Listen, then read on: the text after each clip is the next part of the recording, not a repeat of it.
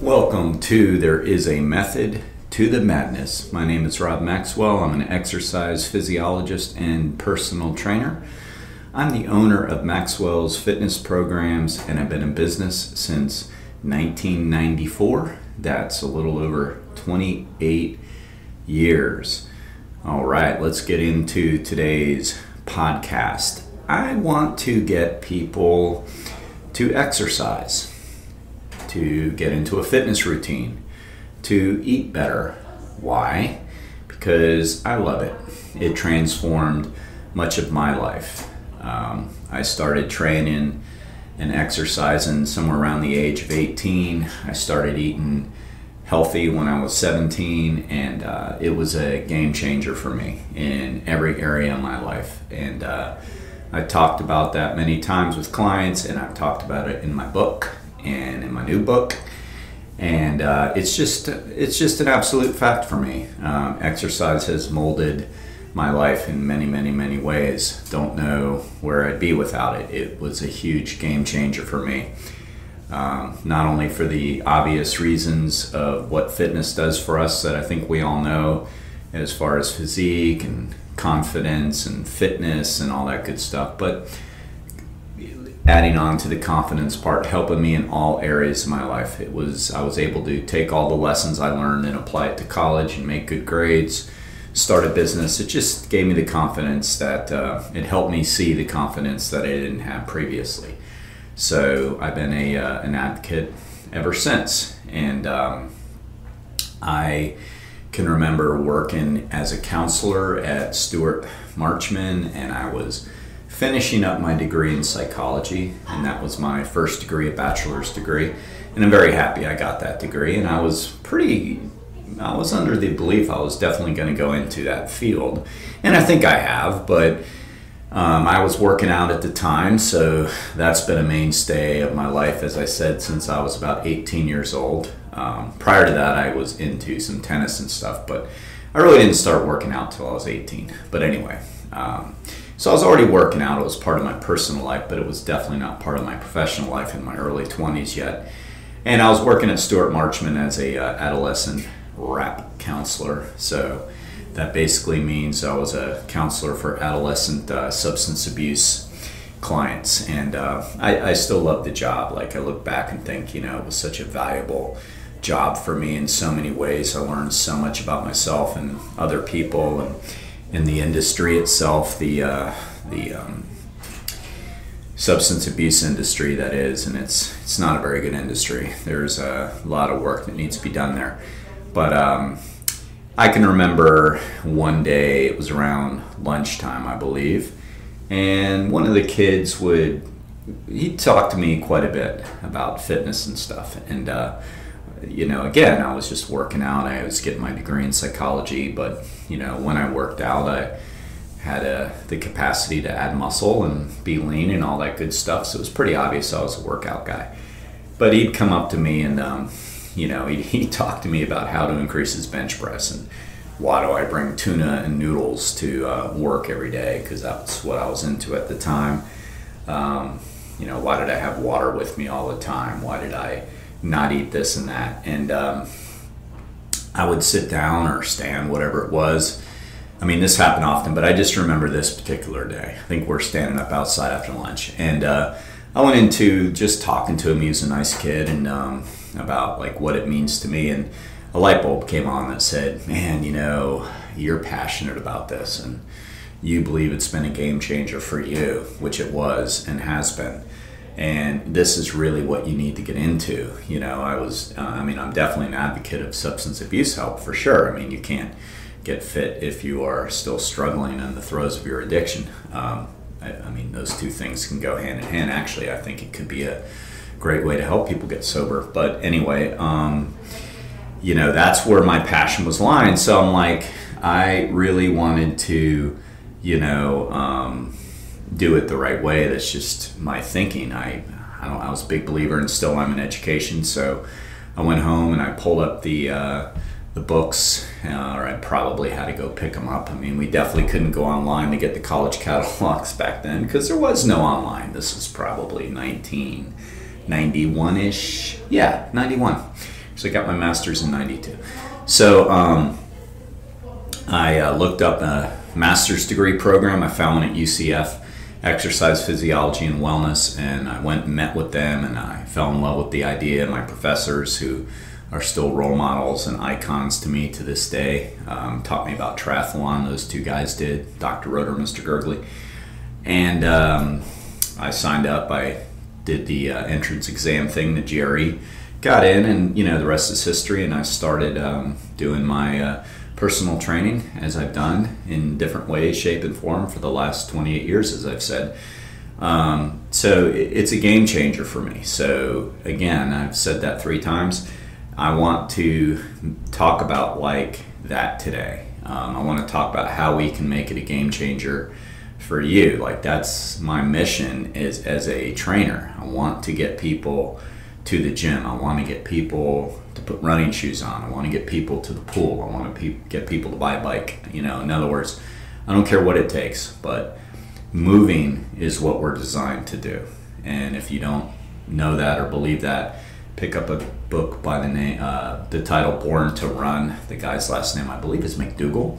But anyway, he talks about that. Talks about like we're really designed to move as human beings. It's not really as much about running. Well, it is, but really I don't want you to be misled thinking that you have to run. But the book goes into why we are designed to move. We're not made to be sedentary animals. We're not slugs. We're meant to move, and we're meant to move in many different ways. We're a very unique species. We can run, we can swim.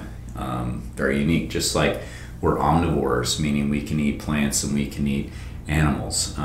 So we're a very, very unique species in that regard. Rare. But anyway, regardless of how we're supposed to move, we're supposed to move. And I just believe that in nature, we're supposed to do what we're supposed to do. And so once we get into physical fitness, whatever it is, and it starts taking shape in your life, it's going to transform your life at everything that you do. And today, so I'm going to spend the next, a few podcasts talking about this subject. Today, I want to just touch on a little bit about habits. I think it's habits that are the key to get us into the routine of a physical fitness program. It's habits. I'm a master planner. I am a type A. I am obsessive compulsive. I am all of those things, which has probably helped me in some ways and also driven me and probably people close to me nuts around me, because I can absolutely be a perfectionist. One thing that I'll do that doesn't necessarily work very well. I think the process of it works good, but the outcome is a little bit not as important. But anyway, what that is that I will sit down and I will map and plan, plan it out, map it out. And what I've found is that doesn't necessarily lead to the fruit of what I'm looking for. And a lot of people, they don't always follow those plans, and then I get frustrated. Now, I definitely believe that if you fail to plan, you plan to fail. That's true.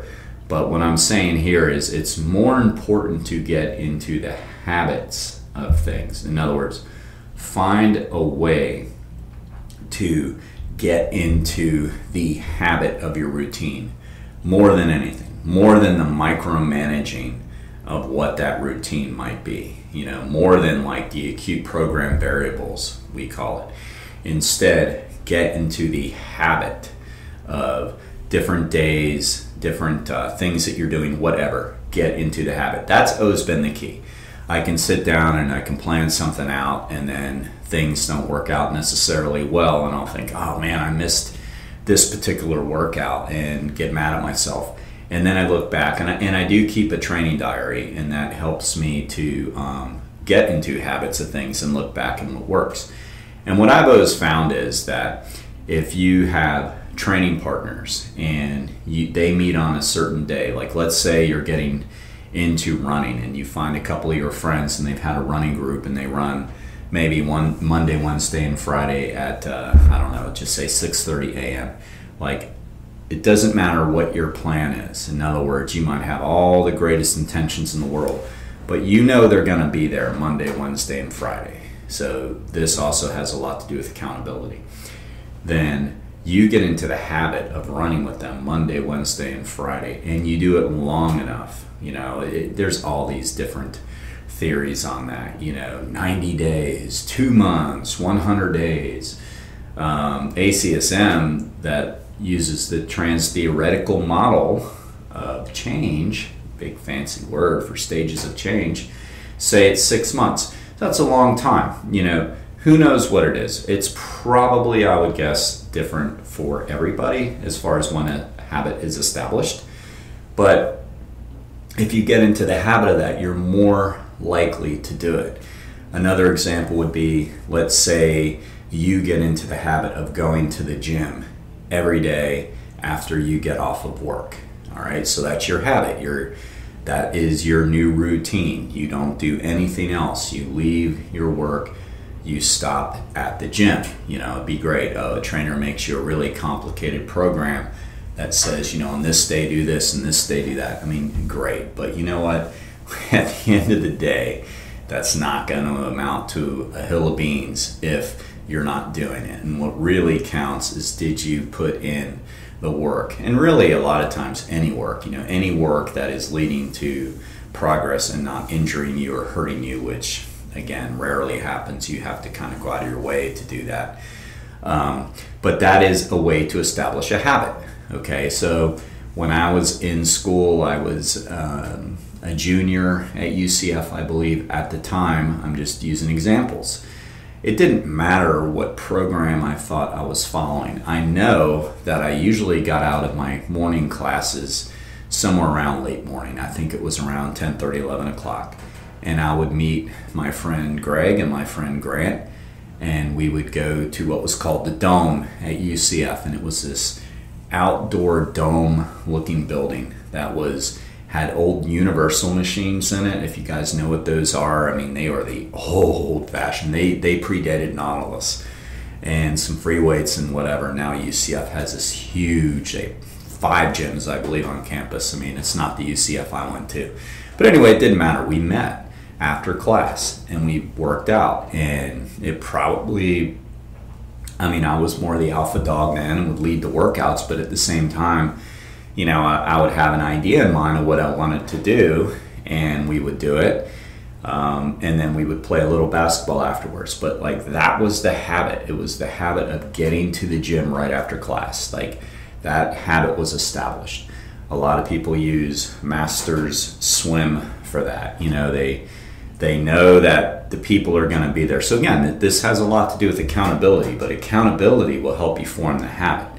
So they know that there's going to be an instructor and certain people at the pool at a certain time they're going to go, whether it be Monday, Wednesday, Friday morning, Tuesday, Thursday morning, Tuesday, Thursday classes, whatever. There's just a habit that they get into versus writing out a super technical program. It's more about getting into the habit.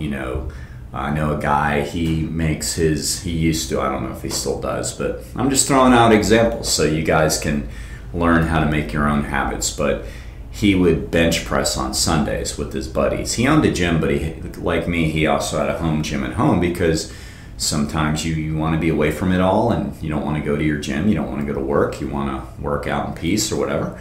But he had a home gym as well, and on Sundays he would bench press with his buddies, and that was a habit. They would come over in the morning, they would bench once a week, and they'd eat breakfast, I'm sure, afterwards and talk. But that was a habit he got into, and I know he had other habits. That's just an example. So forming the habit is really what is most important. Forming the habit. That's what leads to change.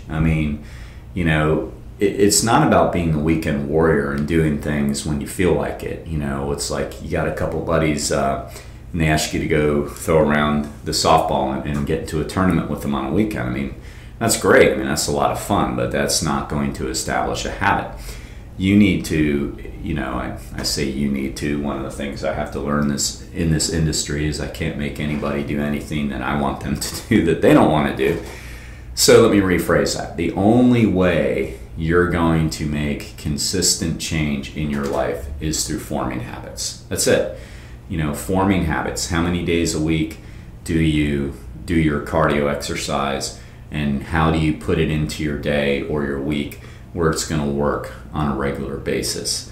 How many days a week do you strength train, and how are you going to get that into your days on a regular basis?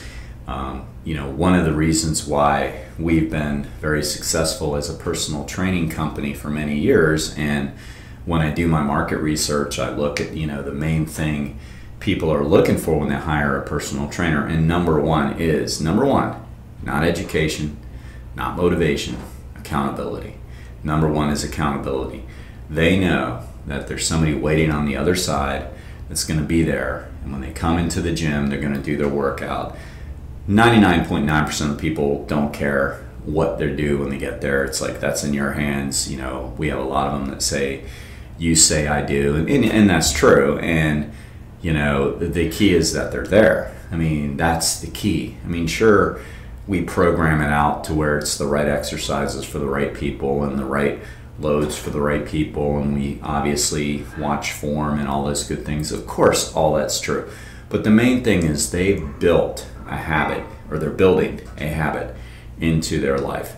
And that's why they advocate, thank goodness, and we advocate consistent times, not, well, just text me when you get an opening. We did have somebody like that, and it was like terrible. It's like, sure, it filled a hole if we ever had one, and maybe they got their foot in the door, but it's like, that's not going to work. Here you go, come in and do a personal training session. You're not going to get fixed in one workout. You're not going to get fixed in 3, 10, or 100, It's about establishing habits.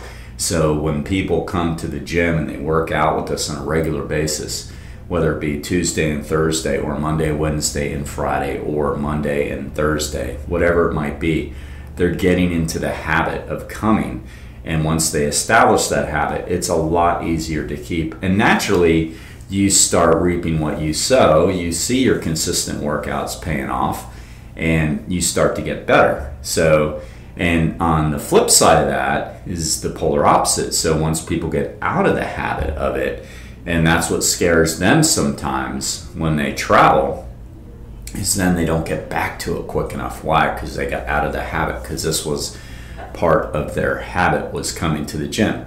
And that's absolutely fine. We have more,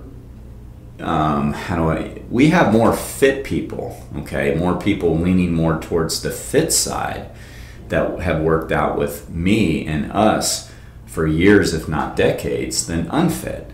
The greater percentage is tilting towards fit. It's interesting. I was really just thinking about that as I said it, and it's really true. And probably if I polled people on Twitter, that cesspool of a social media outlet, they would think, oh, you probably have a bunch of unfit people. And it's like, no, not really. It's more fit people that come, leaning towards, more fitness than less fitness. But it's the accountability they still crave. And that's probably a whole new ball game as far as like why, and I talked a little bit about that on my last podcast, why the people who need it most aren't always gravitating towards it, and that's goals and planning, and also, as I talked about, negative social media influencers and all that. But that's a whole nother topic. But the people that are coming tend to be more fit, and they know what they're doing. I hear that a lot. Well, yeah, I know what to do. I don't do it. So it's accountability, and it's getting them into the habit. And oftentimes, if people have it scheduled, it's a habit for them. Plus, they pay for it if they miss, so they know that, and that also helps. That's an incentive that is good for both parties. We don't want to get stuck, and the person knows that, they value it, and so they show up, and then it gets them into the habit, and then next thing you know, they're reaping the benefits. So I just want to leave you with that today. How do you get in the habit of things? How do you get in the habit? Like, that's really the key. Of course, there is some planning you need to think about. Like if you're doing bodybuilding and there are different muscle groups, you may want some guidance on what days to do what, because you're working out more than 3 days a week. And I get all that. You know, that's important, but you know what? Even that's not as important as it's made out to be. The real key is, do you work out on a regular basis and have you gotten into the habit? So for example, me, I run Tuesday and Thursday mornings, and then I tend to do a little bit of a longer run on Saturday. I always bike. I hate to say always, but it's my habit to bike fairly long on Sunday. Sometimes I'll bike a little on Saturday, but the habit is running Tuesday, Thursday, and Saturday, biking longer on the trail, which I love, on Sunday. Tuesdays and Thursdays I swim. I built it into my program to swim. Monday, Wednesday, and Friday I work out with weights. So like those are the days that I do the things because I'm in the habit of doing them, and it works well for me based on time, based on that. And that's how it all falls into place. I mean, is time. For example, if Sundays are a longer ride, and when I say that, that can be anywhere from 30 to 50 miles. So that takes a little bit of time out of the day. I'm not going to throw that in on a Monday morning. So it's obvious why certain days work better for you, and that's why you need to sit down and, you know, ask yourself, how can I get in the habit of these activities on what days and what times? Like, really get into the habit. Maybe your habit is got to exercise first thing in the morning. I think that's a very valuable habit to have. Maybe that's not possible. So you say, I'm going to go to the gym. I'm going to go to the Y. I'm going to LA Fitness. I'm going to go to Rob's, you know, right after work. That's my schedule. Okay, whatever. But think about how you get in the habit of exercise, because that's the key. More than anything, how do you get into the habit? Because if you do that, the rest of it will take care of itself. You know, I'll finish with the example I used, how we would work out in the dome at UCF after class, after morning classes. And again, I'm sure some thought was put into what muscle groups at the time we were going to work on a certain day.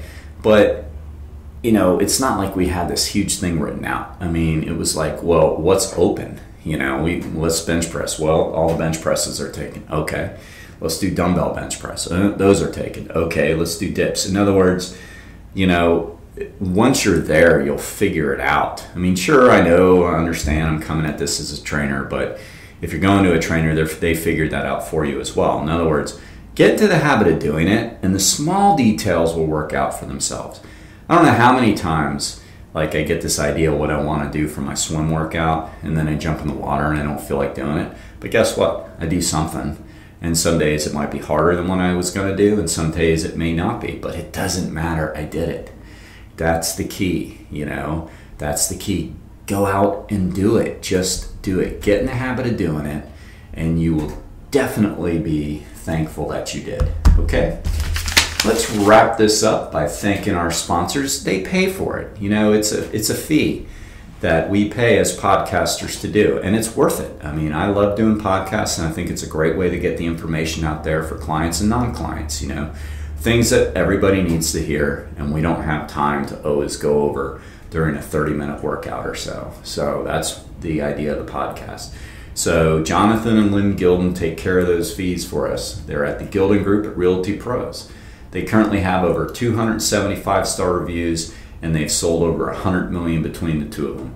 It is still a hot market. It is absolutely still a hot market. So now's the time. You're going to need professional advice on this, just like all things. So give them a shout. Jonathan and/or Lynn can be reached at 386-451-2412, and they'll absolutely give you great customer service. Until next time, be Max Fit, be Maxwell.